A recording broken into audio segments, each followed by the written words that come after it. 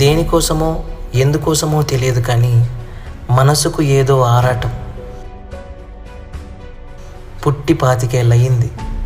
ఇప్పుడు ఏదో ఎప్పుడూ లేనంత కొత్త ఆలోచనలు. పిట్టలా ఎగరాలని, వివిధ వైవిధ్యమైన ప్రదేశాలకు వెళ్ళాలని, దానిలా స్వేచ్ఛగా విహరించాలని మనసు ఉబలాట పడుతుంది.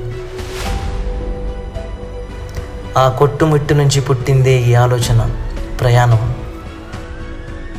ప్రయాణం అంటే నలుగురు మిత్రులతో కలిసి ప్రణాళిక వేసి దాని ప్రకారం ఆ ప్రదేశాలకు ఏదో మొక్కుబడిగా గిరిగీసినట్టు వెళ్ళి రావడం అంతేనా అని చాలాసార్లు అనిపించేది. అప్పుడు పుట్టింది నాలో ఈ ప్రయాణానికి కొత్త నిర్వచనం.